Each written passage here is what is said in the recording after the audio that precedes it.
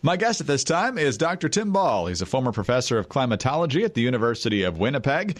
He is also the author of numerous works, including The Deliberate Corruption of Climate Science and Human-Caused Global Warming, the Biggest Deception in History. He joins me now to explain what the media is not telling us about Hurricane Florence as it roars ashore in the Carolinas on the east coast of the United States. And also he's going to offer some thoughts on the big picture about how this storm is being shoehorned into the overall climate debate. And Dr. Ball, thanks so much for being with us. Well, thanks for the opportunity, Greg, and thanks for allowing people to hear the other side and make up their own minds. Well, the main reason I called you was just to get reaction to the idea that President Trump is complicit in the existence of this hurricane, which the Washington Post reported in an opinion column, of course, on Wednesday. But as you and I were talking just before the interview, you've actually studied the data quite closely, and you say it was entirely predictable that this storm, which was once a pretty high Category 4, was going to weaken before it hit land. It's going to hit land probably as a Category 2, which is still serious, but not what it could have been. And you said that you saw this coming and other people should have but didn't. Explain how. Well, yeah, there's a lot in that, and of course what's going on here is what the pattern has been ever since the environmental movement got taken over and the climate issue got taken over for a political agenda. They're taking normal events and trying to argue that they're not normal.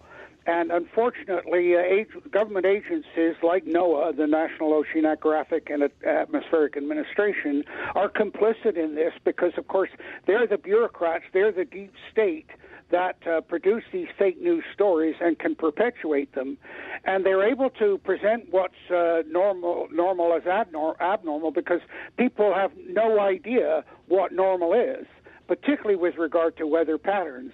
So Hurricane Florence is perfectly normal. It's well within natural variability, nothing unusual at all. In fact, that whole east coast of the United States is the recipient of hurricanes over the centuries.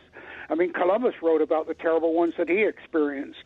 But what they got wrong, and I don't know whether they've done this deliberately or not, but I think that their training should have told them, they should have known this, that as these hurricanes move north, they move over colder water, for one thing, and that reduces the energy of the hurricane.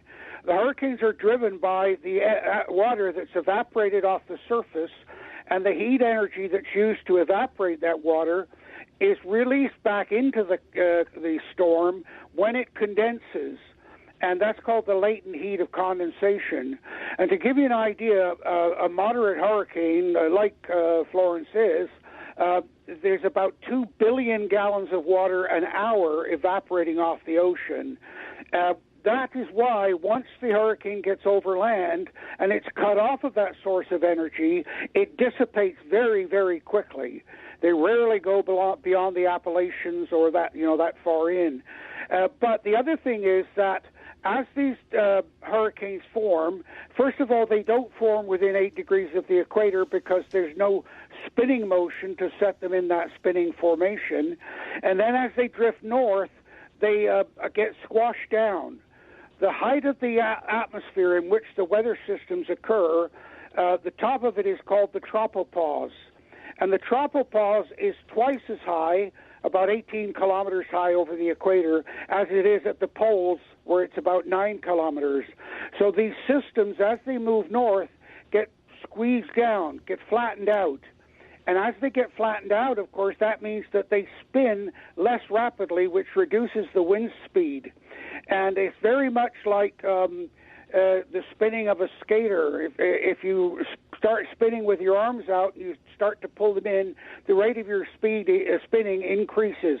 Well, that's the opposite with the hurricane. As it's spinning tightly and then it moves north, it gets flattened out, the wind speed lowers down. Of course, the speed of the hurricane is determined, or the type of the hurricane, the category, is determined by the wind speed. So even a 1 mile per hour difference can cause it to be a different category. They do not, or they're not able to measure wind speed out on the ocean in the hurricane.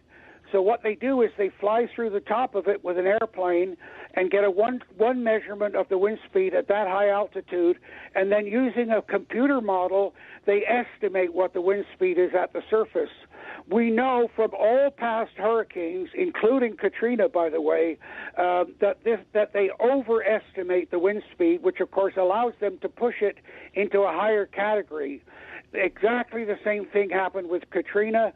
It was briefly a 5 category, which of course the media wanted, and NOAA were happy to tell them. But by the time it came ashore, it was barely a category 3. Now, that doesn't mean to say it doesn't do damage. But most of the damage is not from the wind speed. The damage is from the flooding.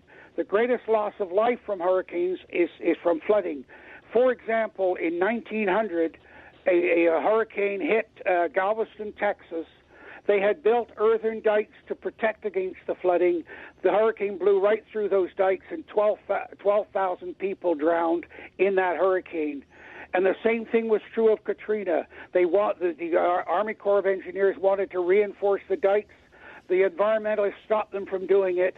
That's why the water got in and the people drowned in Katrina. So we're seeing exactly the same misrepresentation, misinterpretation with Florence. It's a normal hurricane. It will cause some storm surge, but the storm surge won't be anywhere near what they're claiming it to be. Why is that? Dig into that a little bit more for me, Dr. Ball, because that's the thing that people will say when you say, oh, it's been downgraded to a Category 2.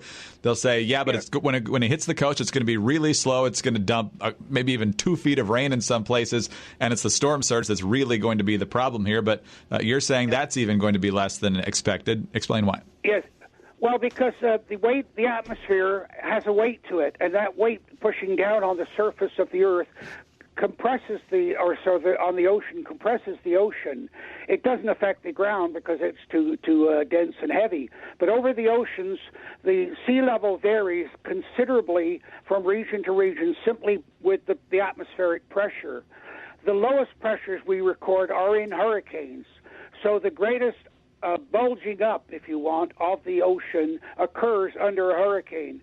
As the hurricane moves along, the low-pressure area moves with it, and that bulging up as a very long mound of water moves along with it, and as it approaches the shore, of course, it moves up onto the shore, and that's what is the primary cause of the storm surge. Now, on one side of the hurricane, it will be more of a surge because the winds are on shore piling the water in as well.